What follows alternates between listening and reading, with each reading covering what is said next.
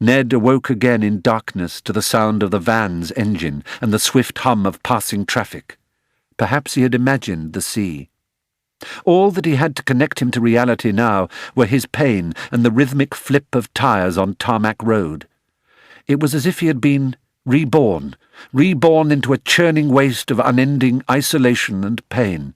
Every instant seemed to contain an eternity of suffering that flung him further away from what he had been and further towards a new existence in which friendship, family, future and love could never have a part. Later, he imagined that he had been inside a white room. He recalled a glare of fluorescent light and the rising stench from him as a scalpel cut the string from around his waist and his trousers fell to the floor.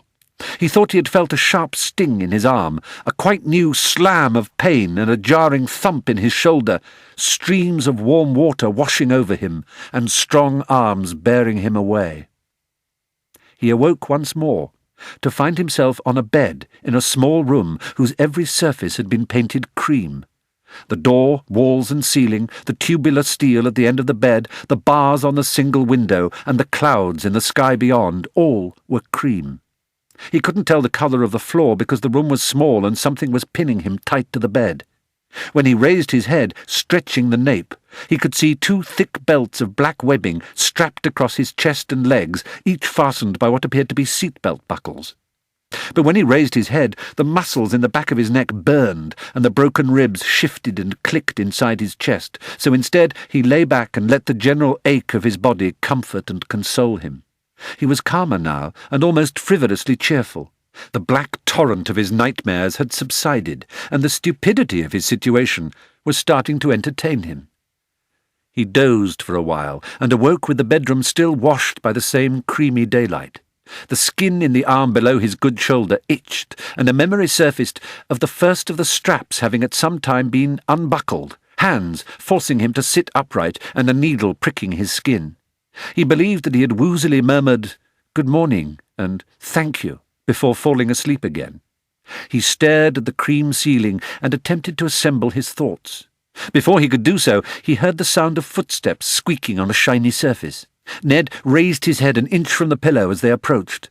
A door close by opened and closed, and Ned sank down again. Keys rattled in the lock, and Ned started awake, annoyed with himself for having slipped off again.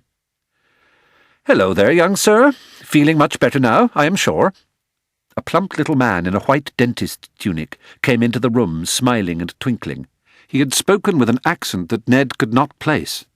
A very tall and elegant younger man with white blonde hair and pale blue eyes stayed in the doorway, holding in his hands a steel bowl. "You have been most unwell, my chap, and we are here to see that you may become better and stronger." Ned started to speak, but the plump little man raised a hand. "No, there will be time for us to talk a little later on. My name is Dr. Mallow, and we will have many good chats, I promise you.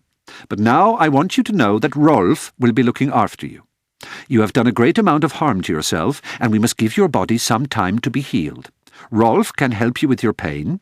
He gestured to the tall man who came forward, holding out the steel bowl with outstretched arms like a communion server offering the paten. "And in gratitude for this, I hope you will be very calm and not disturb yourself, yes?" Ned nodded and watched as Dr. Mallow took a syringe and a glass phial from the bowl. "Excellent, this is excellent. You are a good fellow." Rolf stooped down to loosen the strap around Ned's chest. Ned forced himself upright and watched the doctor push the needle into the cork top of the phial. "But this is very fine. Already you sit up on your own." Dr. Mallow, beaming with approval, raised the loose sleeve of Ned's gown and rubbed cotton wool on the upper arm. "That is cold, I know. Now, Rolf is more in practice with needles than I, but I'm hoping this will not hurt. So, it was nothing." Ned lay back again, and immediately a warm surge of calm flooded his brain. He smiled up at the doctor and at Rolf, who was bending over the bed and buckling the straps. "It's nice. It's very nice. It's lovely." Dr. Mallow beamed again and moved round to the other side of the bed. "And your shoulder is not so hurtful?" "It's fine," murmured Ned, his mind floating happily. "I can't feel a thing." "We have strapped him tightly for you. You are young, and he will mend very nicely, I think. So, sleep now and stay at peace."